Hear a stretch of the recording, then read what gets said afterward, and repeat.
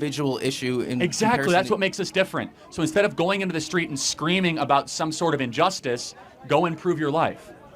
Yeah, but that's not how you create change in a widespread audience. Bingo. That's what makes conservatives different than leftists, is that we think the true revolution should happen at home.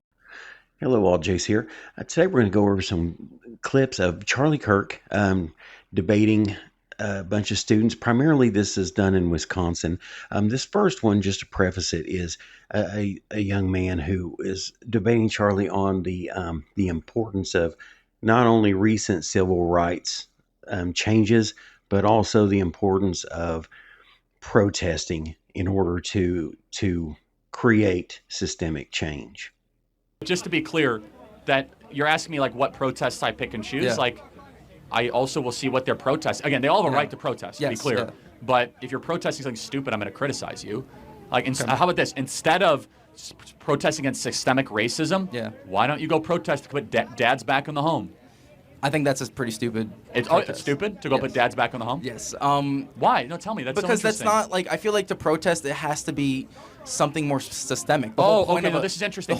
So instead of actually improving your life, you should go protest and scream. Dads back in the home is a pretty individual issue in Exactly. That's what makes us different. So instead of going into the street and screaming about some sort of injustice, go improve your life.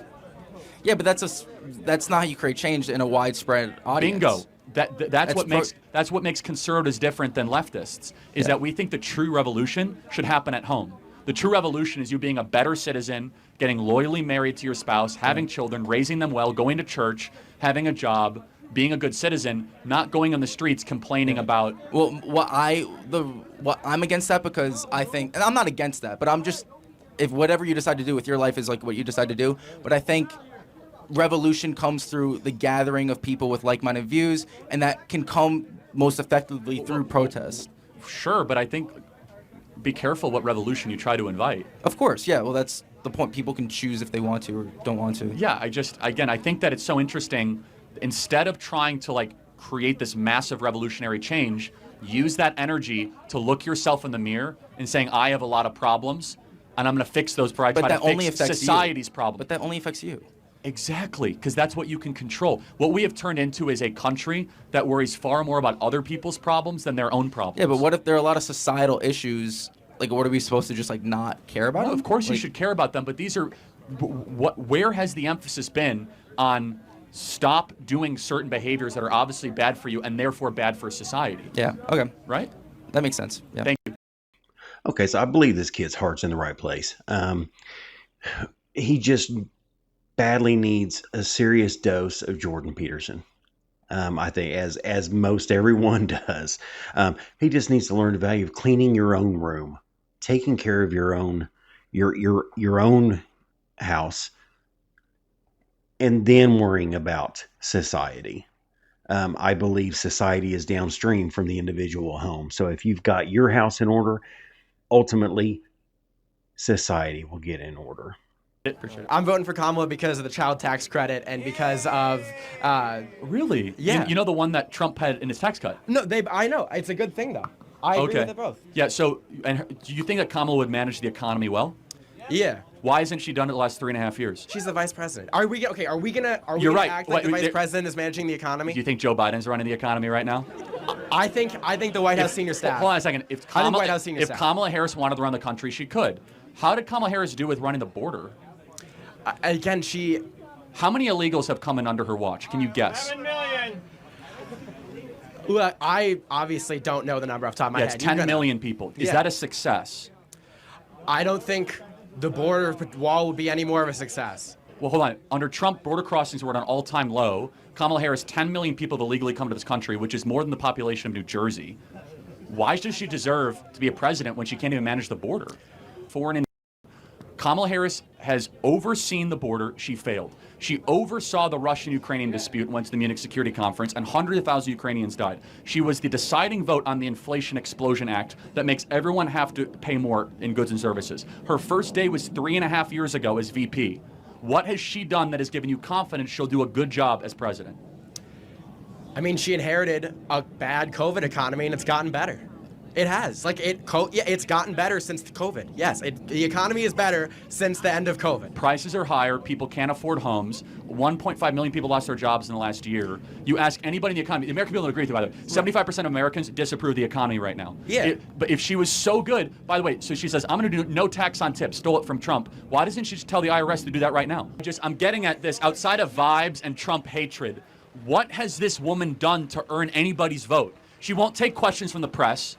She didn't get a single vote from Democrat primary voters. She was installed by some sort of Zoom conference vote.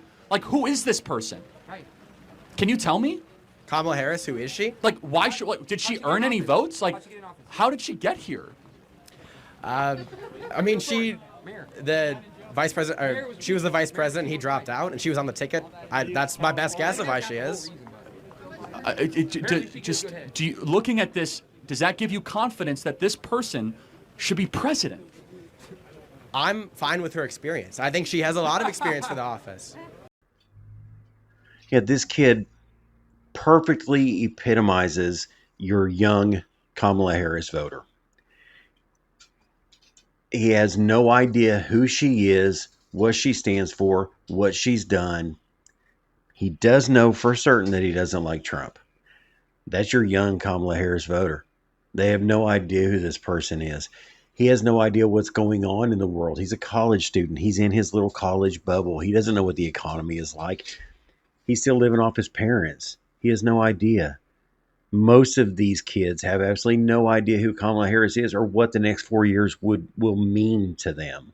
They just know that they don't really care for Trump. So I wanted to talk about how you're a big advocate for having a choice as Americans to get the vaccine, which I completely agree with. But also at the same time, you also advocate for women not to have the freedom to choose what they do with their bodies, as well as the LGBTQ people, they shouldn't have freedom to do what they want or what they're fighting for equal rights. Okay, so if it's not your DNA, it's not your choice. Do you agree with that? I would partially agree. I mean, I do agree, but so you in this have situation, sovereignty over your DNA. Yes, absolutely. Okay, so when there's another DNA inside of you, do you have sovereignty over that DNA? It is a part of the woman that. Well, it's also part of the man, so it's new DNA though. It's attached to the woman. That's what I'm saying. It's attached, but it's not her. Yeah, absolutely. But if you think about it, theoretically, it's like a parasite. It's attached to your body. A baby's a parasite? It's a fetus. It's a lump of cells in the woman's. We're all lumps of cells. Yeah, absolutely, right? absolutely. So, but what you're trying to do is you're using dehumanizing language. Clump of cells. That's not what I'm trying to do. But you are. No, it's okay. This is typical abortion language, which is try to make the baby seem that it's not a baby because the word baby gets people animated. Because if we called it a baby, all of a sudden we wouldn't abort it. But it is a baby. By every characteristic, it's a baby. So I guess the question in front of us is, with the vaccine question, you have sovereignty over your DNA. Yeah, absolutely. As soon as there's new DNA that is not your own deoxyribonucleic acid, you do not have sovereignty over that DNA. It is a temporary visitor in your own DNA, but it's not your DNA. It's its own human being. Okay. I don't have sovereignty over you. Absolutely, you don't have sovereignty over me. Yeah. And your mom right now is not allowed to come back to campus and kill you. Yeah, that's not the point, though. No, but think about it, because you guys are different. So we wouldn't choice of an. But your mom doesn't remain in control of you for the rest of your life. No, yeah, absolutely not. Because you're separate DNA, and it just so happens that it's temporarily housed within, not that it is you. Okay. So no one's contesting that women do not have autonomy over their own being. The point is, what about the being that also has autonomy that you are forsaking in the woman? Because that baby has rights too. So this debate went about like all the abortion debates go. Charlie stumped him with literally the first question because everyone knows, even the pro-choicers know, there's no way, there's no line that can be drawn beyond conception of when that life began. They all know it. They all know it is a separate life. They just don't care. They don't want the inconvenience. They want to get rid of the problem. But they all know it is, and this kid does too. He knows he's trying to dig himself out of the hole from the very first question, because everybody knows it's a life. Everybody knows you don't have the right to take it. Okay, guys, that's it for this video. We're going to have plenty more Charlie Kirk to come, I'm sure. He always does a great job. But thank you all so much for watching. Please, if you don't mind, throw me a like. Subscribe to the channel. I'm trying to get this channel up and running. The support's been awesome so far, and I'd really like to see it keep growing. Thank you all again. God bless, and we'll see you for the next one.